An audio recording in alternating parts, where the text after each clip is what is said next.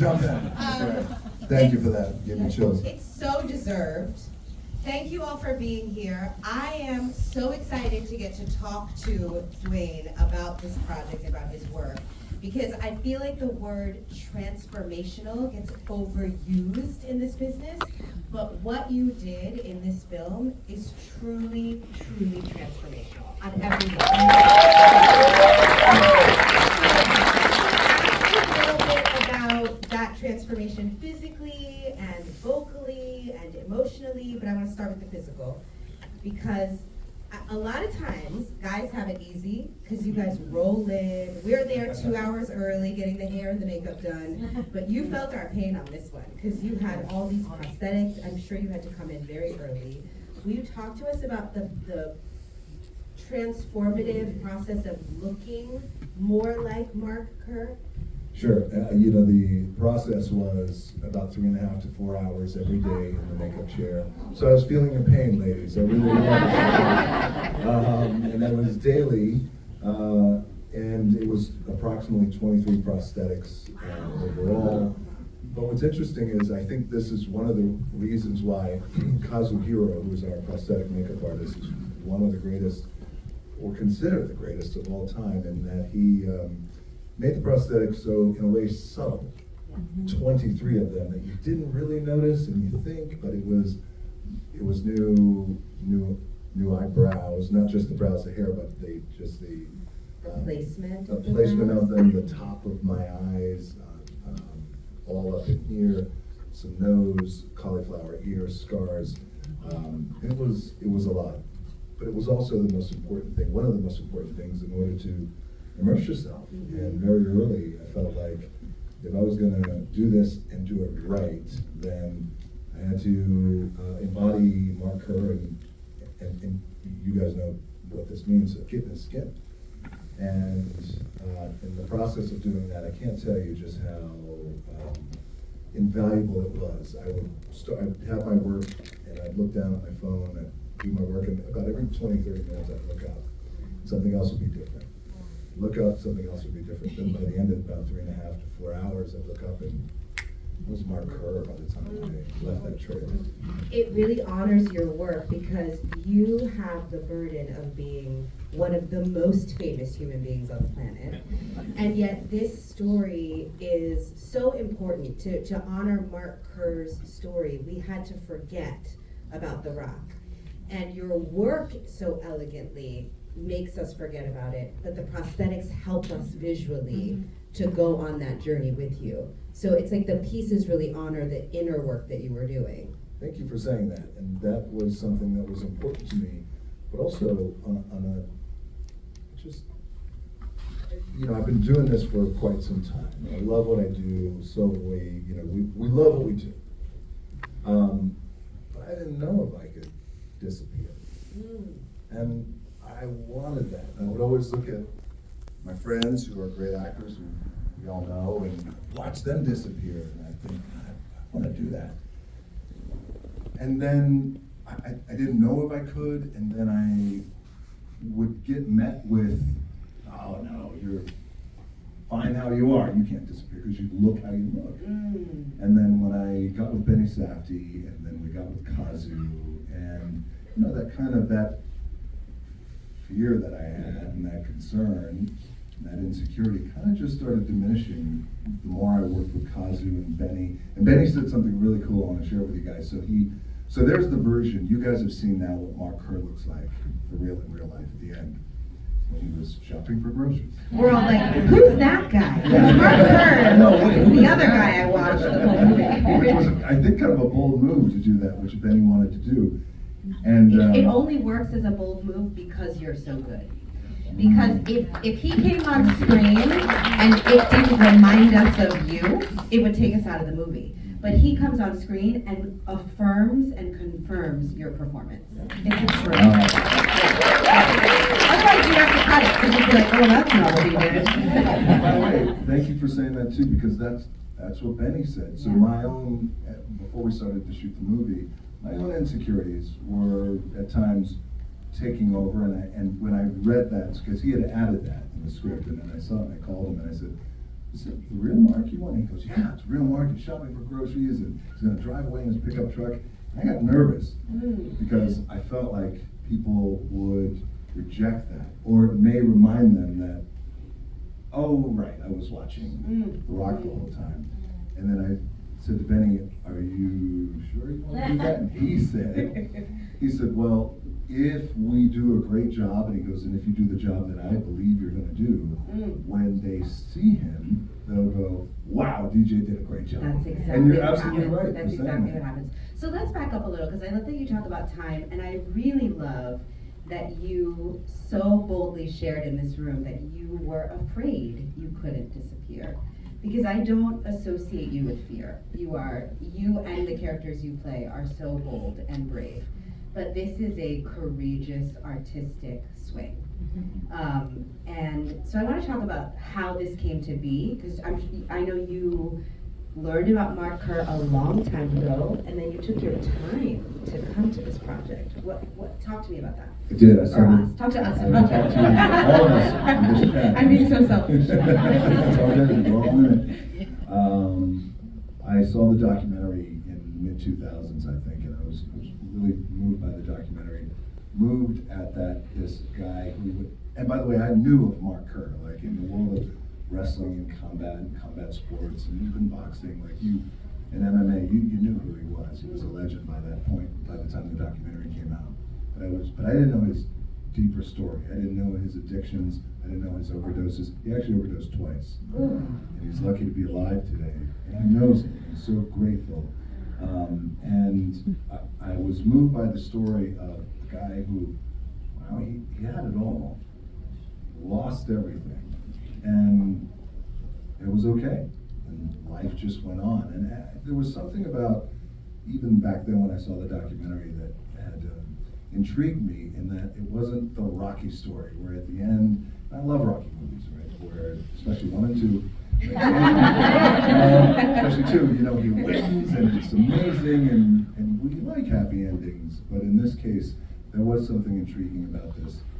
And also, as time went on, so I saw the documentary and I thought, this could be interesting one day to make into a film. But at that time, I was in my mid-30s, kind of still new into acting and feeling myself out. And as time went on, I realized that I finally had the, I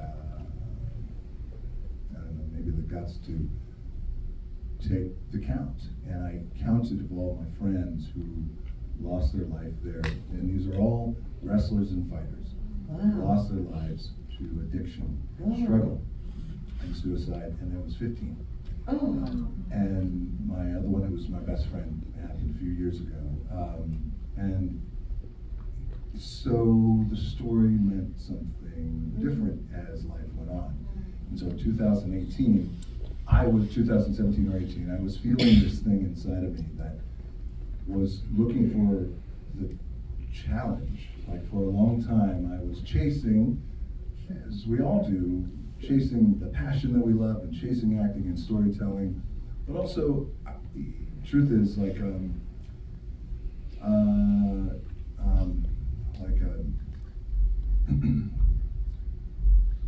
grabbed by this idea of box office.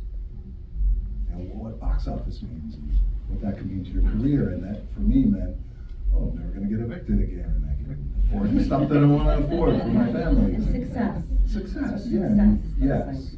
It's what success looks like. Security. Security, right.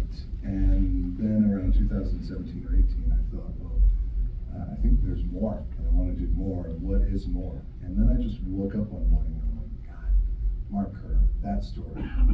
And what a challenge that would be, and what a love letter that would be for my friends who, are not here today. Wow. So, right?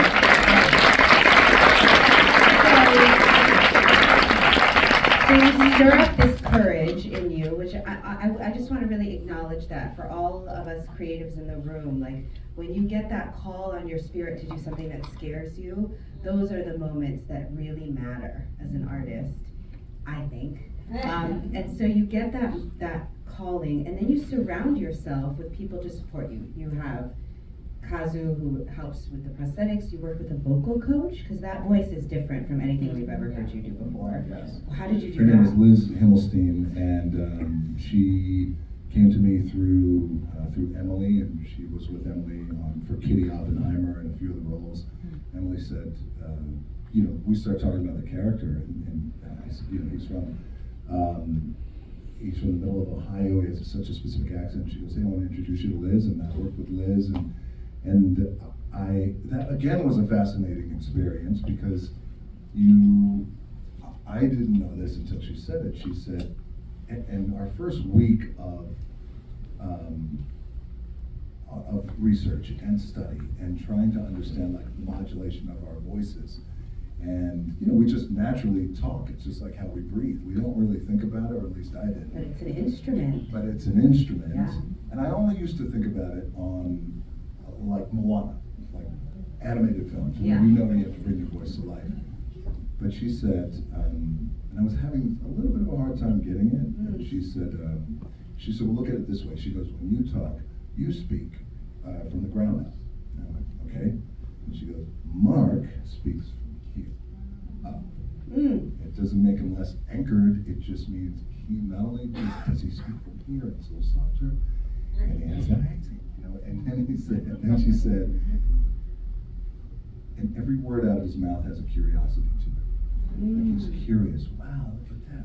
Wow, where'd you get that? That's amazing. How you doing? It's like that kind of. Do you think that was do you think he spoke that way to counterbalance his size? That's a Because great it's almost, question. when I watch you, it's almost like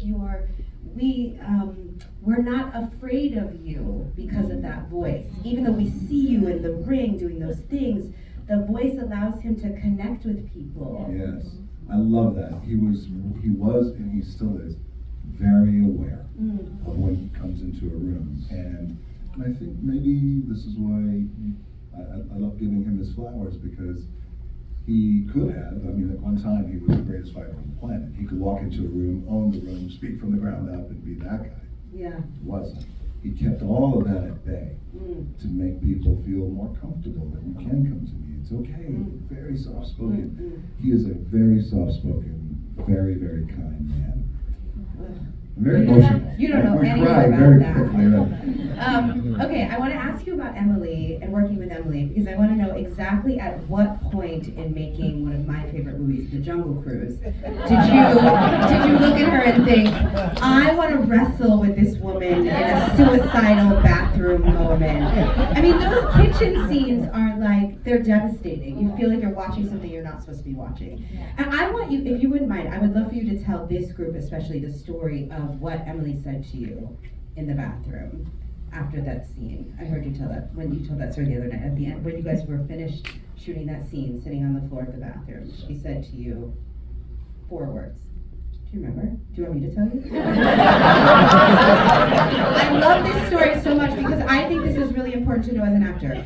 They were doing this scene, and this is your life. They were doing this scene, and it was very heightened emotional scene, and she's tiny compared to him, but he was having a hard time holding her, and they were sweaty, and they were just wrung out emotionally. And you were telling the story as what an extraordinary person she is, but Emily turned to you and said, "Are you okay?" Yes. Yeah. Yes. And I wanted everybody to hear that story. Thanks. No. Because I want you to know that that's important as actors. We have to take care of each other in those moments. But also, you didn't finish the story. Like, I actually was wondering, were you okay? Because what you did in that scene was tremendous. And I know those days were on your set, you can't stop shaking, you're on your way home, were you okay?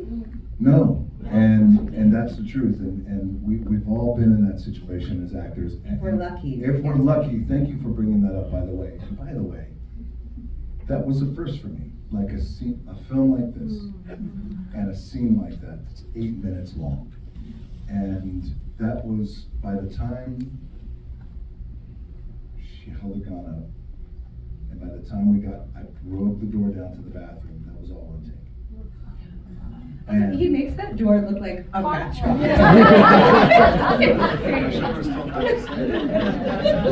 it's true. But thank you for bringing that up, because that is what we do.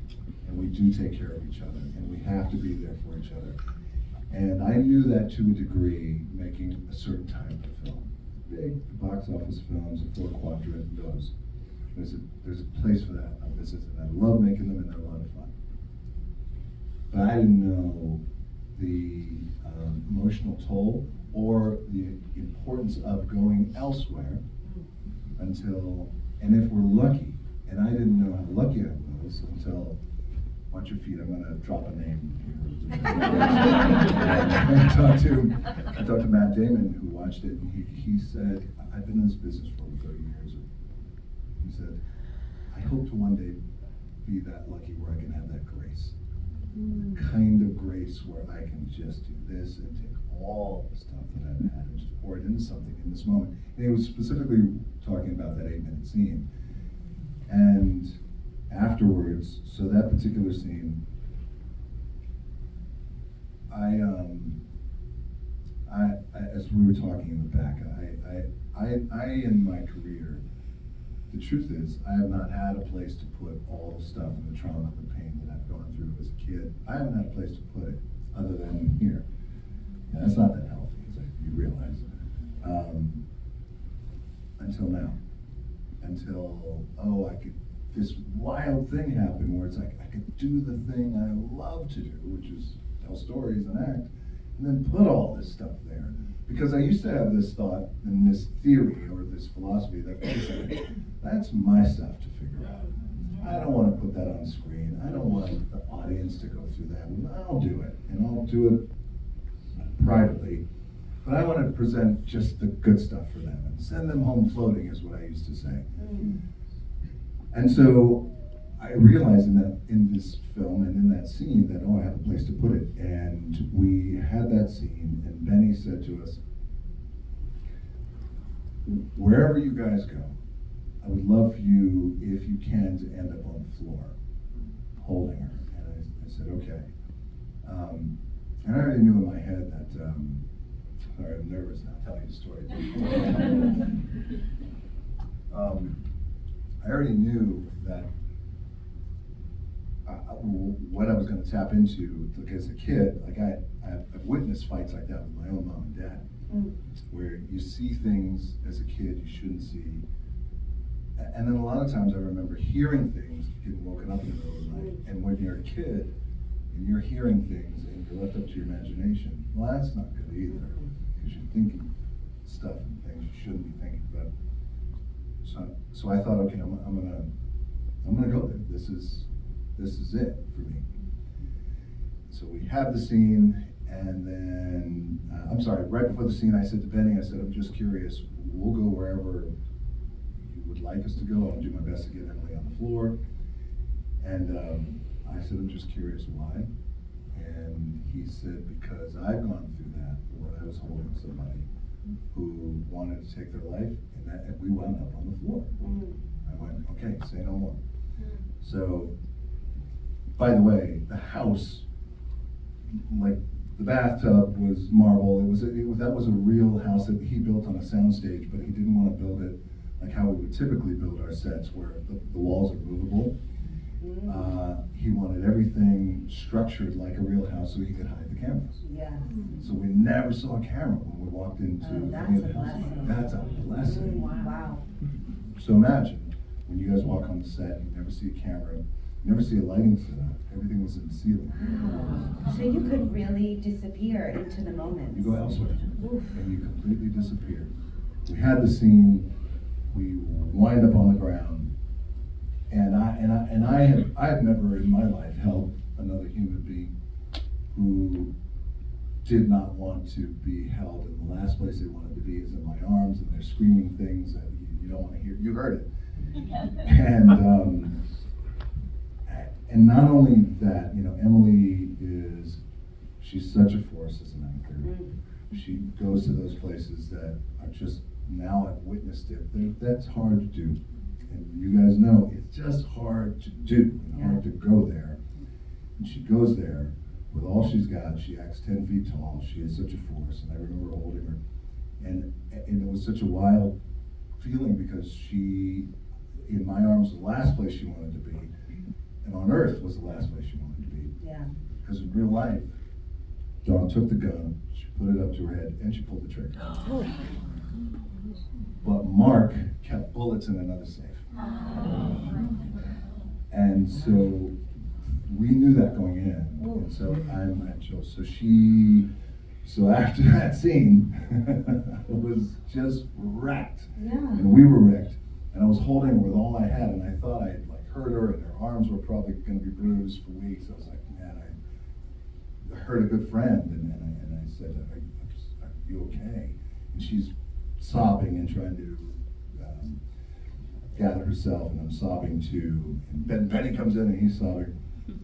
And she said, are you okay?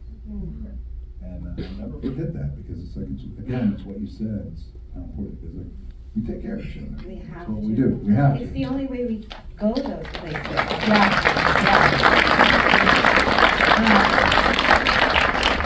How did making this film change you?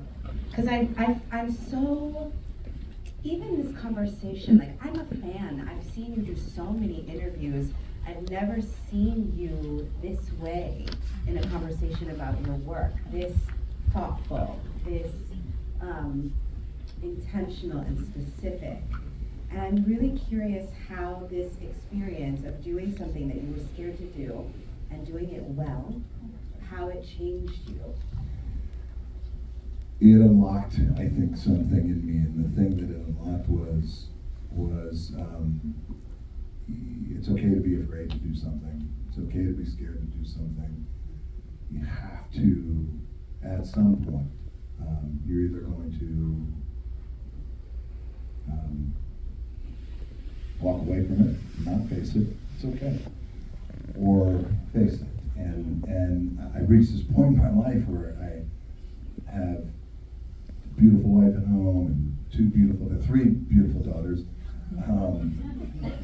and I got a good life, and I thought, wait, but I want more, and I want to challenge myself, and what is that? And that's what this film allowed me to do. And also, you realize that it's the blessing, it's the greatest blessing in the world to be able to tell stories, I think, and to act, and to be able to, now I understand, take the stuff that you've gone through and put it somewhere, and put it into these characters, and see what happens. I want you to know that I know that the priority for you before was to send us home floating, but what you did here is equally important, because you send us home with a sense of belonging. Because when you see a movie like this, you know you're not alone, right? You know you're not alone in your suffering. You know you're not alone in your struggle. And that is just as important as the joy, is that sense of like, my humanity is, connects me to other people's suffering. Yeah, and thank you for saying that, because I felt for some time like this idea of hey, it's going to be audience first, and we got to take care of the audience. But then this thing you realize, like, wait a second, we got one life. Take care of you. Take care of you first. What do you want to do? Now you go after that thing, and you do that. And your also, curiosities will lead you to your Yes. success. Yes. But And hold up a mirror, by the way. That's Yes. one of the things that this does. Is you hold up a mirror, you look at yourself, and hold it to the audience too as well. So they're giving me the cue, but I want to ask you a question, because I was very struck by the end of this film.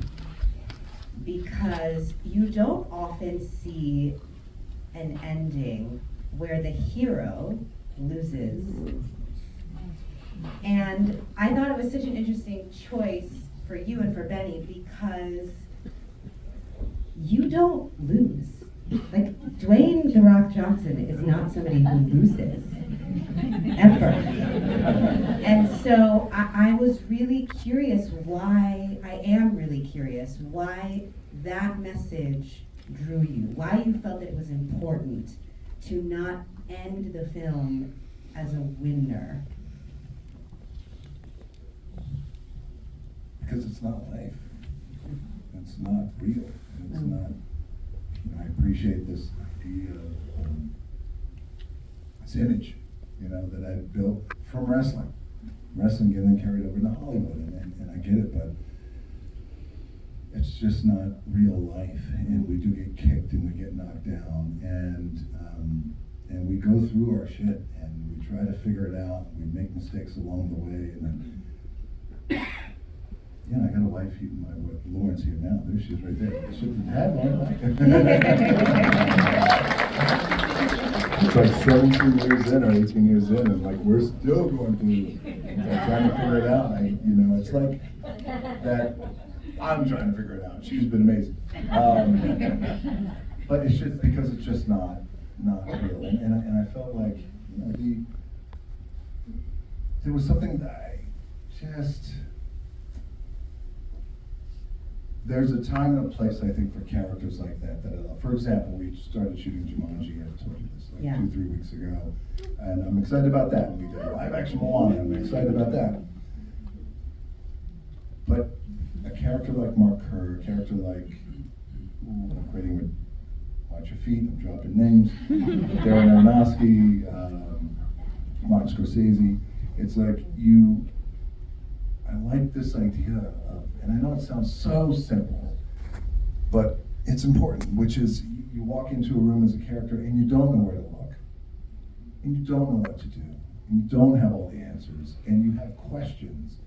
And it's like for years that I played the other kind of character, which again, there's a place for them who knows exactly where to look, has all the answers, and knows how the distance between A and B, and give me the coordinates, I'm going to save the thing, and we're all going to save the world.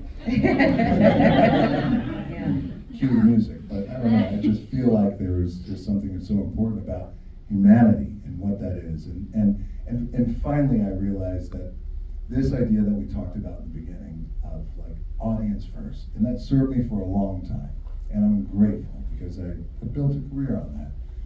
And I don't take that for granted, and it means something.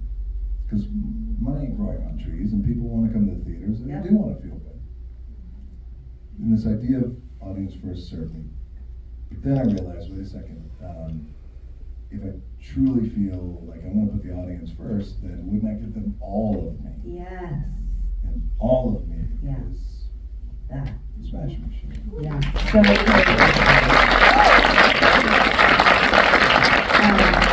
I want to be respectful of your time and everyone's time. I just want to say to you that what you have allowed yourself to do in this moment by challenging yourself to put yourself first has really created a room full of people who rose to their feet for you. Because in putting yourself first, the audience is really still with you. So I'm really, really happy for you. And this is so strange to say because we don't know each other that well, but I'm like proud of you. I just think it's such a powerful example for all actors of the importance of taking risks and being willing to go to scary places and also to do the work so that it's effective, right? Like surround yourself with excellence and people who can help you get there. So I'm really, really happy for you, but I'm also really, really happy for us because we now get to witness the next evolution of Dwayne Johnson's journey, and we are so lucky.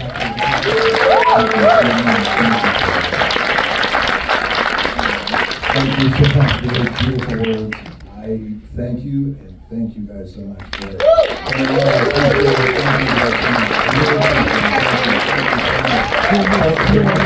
Remain in your seats while special guests for the evening and exit the building. Thank you.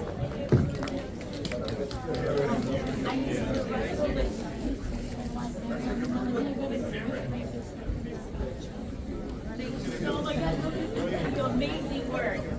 I remember baby face.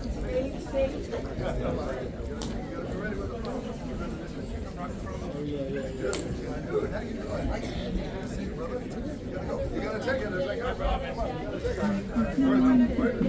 All right. We